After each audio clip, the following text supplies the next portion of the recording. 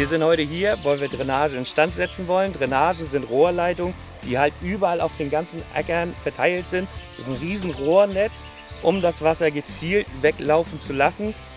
Zu viel Wasser auf dem Acker ist schlecht für die Pflanzen und dafür sind wir heute hier, um dieses Rohrsystem wieder instand zu setzen, weil die Drainagen sind stellenweise über 100 Jahre alt. Die setzen sich halt einfach dicht, das kann ich euch auch zeigen. Also hier sieht man das alte System, wie es früher verlegt wurde. Das macht man heute nicht mehr, diese Tondrainage. Man nimmt halt Kunststoffrohre. Also hier haben wir das Rohr ein paar Nummern größer gewählt, um halt mehr Oberflächenwasser aufzunehmen. Früher war das ausreichend, heute musst du eine große Vorflut haben. Eine Vorflut ist das, wo sich alle Drainagen drin sammeln, um das Wasser wegzudrücken. Wir sind jetzt auch ein ganzes Ende tiefer gekommen, weil wir eine ganz andere Technik haben wie damals. Wir haben einen Laser, brauchen nicht von Hand schaufeln, wir haben Bagger. Also die Drainagen sind halt alle dicht, wie wir ja nun alle gesehen haben. Dadurch haben wir natürlich dieses Problem, dass überall diese ganzen Seen auf den Koppeln entstehen.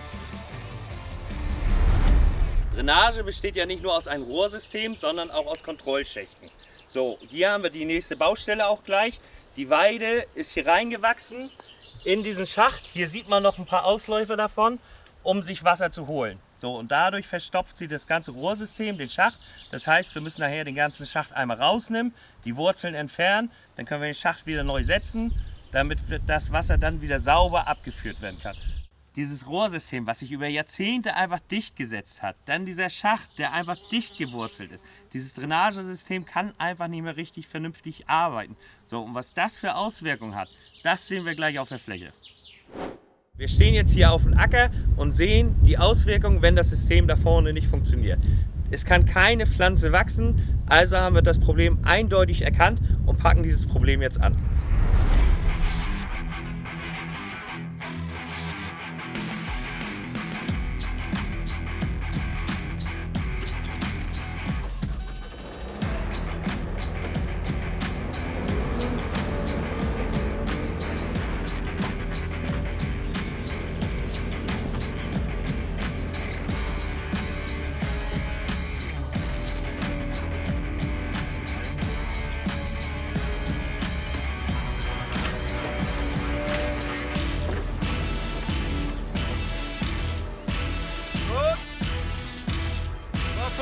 Runter!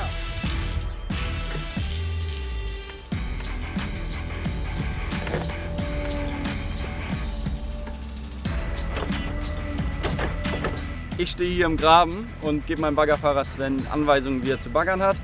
Bei Drainageleitungen ist es super wichtig zu wissen, wie viel Gefälle wir haben und die auch mit dem richtigen Gefälle zu legen, weil das Wasser natürlich nur bergab fließt und nicht bergauf. Dazu habe ich den Laser da hinten, eine Messlatte und den Laserempfänger als Hilfsmittel und kann hier auf einen Millimeter genau unser Gefälle bestimmen. Dazu gebe ich dann Sven später auch noch Anweisungen, wie er abzuziehen hat, ob jetzt höher oder tiefer. Nummer 2 runter! Und auf das Abgezogene legen wir dann später auch die Rohre rauf, so dass hier alles dann plan liegt. Hier dran sehen wir, warum Drainage so wichtig ist. Wir haben hier ziemlich torfigen Boden und das Wasser drückt richtig in den Graben rein, weil hier der niedrigste Widerstand ist. Das ist auch keine alte Rohrleitung oder so, sondern das drückt wirklich aus dem Boden. Und das ist das große Problem. Wenn jetzt hier nichts gemacht wird an Drainage, dann staut sich das Wasser durch die verschiedenen Bodenschichten auf, bleibt im schlimmsten Fall oben auf der Koppel stehen und wir können unsere Koppel nicht bewirtschaften. Dementsprechend wird es jetzt Zeit, Drainage reinzulegen, damit das ganze Wasser abgefangen wird und von Schacht zu Schacht dann in den nächsten Bach abgefangen wird oder abgeleitet wird. Genau, das ist ziemlich extrem. Man sieht das hier nochmal. Also es läuft wirklich raus wie bei einem Wasserrohrbruch, aber das ist tatsächlich einfach nur, weil da so viel Druck hintersteht. Ja, Sven, ich würde sagen, wir legen jetzt mal die Rohre rein. Ja. Da wir mit dem Bagger natürlich schon ziemlich gut abziehen können, aber auch nicht immer auf den Millimeter, sind wir auch nicht uns zu scheu, mal Hand anzulegen und mit der Schaufel ein bisschen nachzuhelfen. Das ist auch wichtig, weil das Rohr natürlich super plan im Gefälle liegen muss. Und je genauer das ist, desto besser am Ende. Dementsprechend schaufeln wir auch. Hier haben wir eine Verbindungsmuffe, die benutzen wir, um die beiden Rohre zu verbinden. Wird einfach draufgesteckt und das nächste Rohr kommt dann einfach mit rein und durch den Boden, den wir später wieder auffüllen, ja, setzt sich das fest. Also man braucht das jetzt nicht verankern, sondern das hält auch ohne Verankerung. Wir heben jetzt das Rohr rein. Jo. Achso. Jo. Gut. Das Rohr ist jetzt auch in der Muffe drin, es wird einfach raufgeschoben und dann später beim Anfüllen ja, verankert sich die Muffe von selber an den Rohren, sodass da nichts mehr rutschen kann. Wichtig bei den Strabosilrohren ist, dass wir hier ein halbseitig geschlitztes Rohr haben. Das heißt, unten ist das Rohr ganz geschlossen, das kann man hier vorne sonst noch sehen. Hier unten ist das Rohr ganz geschlossen, das hat nur oben Schlitze, um Wasser durchzulassen. Zu erkennen ist das, welche Seite nach oben kommt, an dem weißen Strich in der Mitte. Der muss nach oben und dann liegt das Rohr auch richtig drin.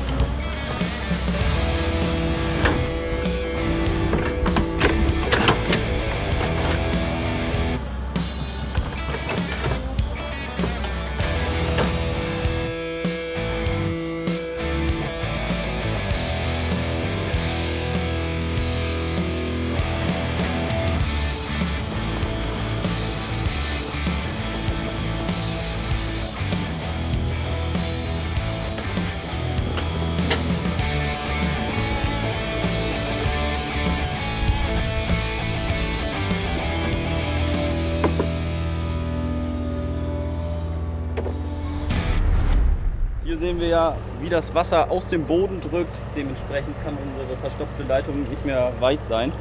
Diese läuft ja eigentlich zum Schacht und der Schacht ist verstopft. Und wir fangen jetzt die Leitung ab, bevor sie in den Schacht trifft, um das ganze Wasser, welches da reindrückt, erstmal ableiten zu können. Und wenn sich das dann nach ein paar Wochen gesetzt hat und ausgetrocknet ist, dann können wir hier ganz entspannt den neuen Schacht setzen, neue Rohrleitung verlegen und dann funktioniert das auch alles besser, als wenn wir jetzt hier mit super viel Wasser probieren, einen Schacht hinzusetzen.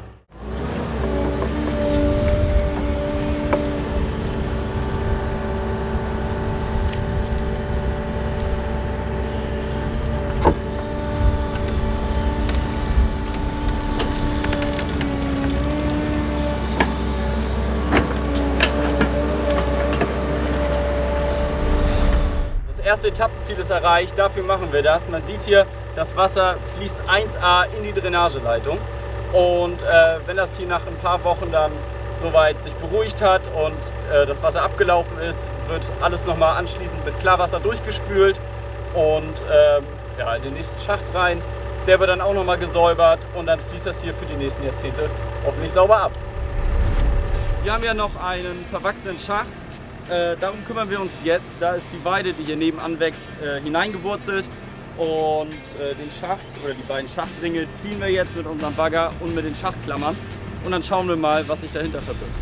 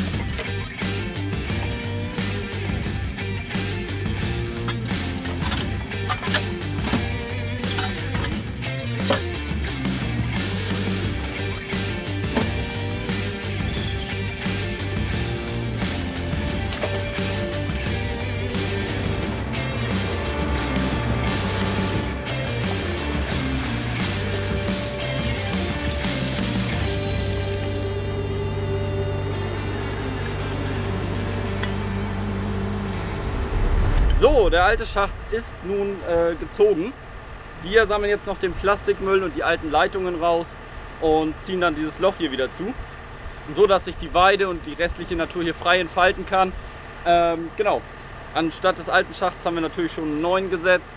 Da schauen wir gleich mal an, wie gut das Wasser jetzt fließt, denn die neue Drainage, die fördert ordentlich und das sollte man jetzt schon sehen. Ich würde sagen, wir gehen da jetzt mal hin und schauen uns das mal genauer an.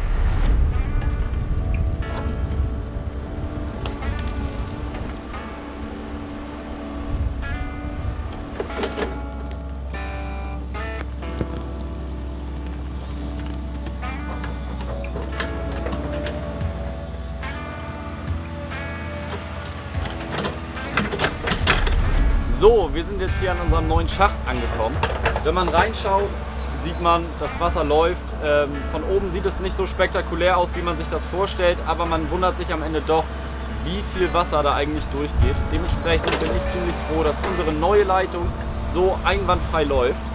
Und ja, dementsprechend können wir jetzt auch die Baustelle beenden. Sven zieht im Hintergrund schon die Baustelle ab, denn uns als Firma Blunk ist es super wichtig, eine Baustelle fein, säuberlich und ordentlich tipptopp abzuliefern.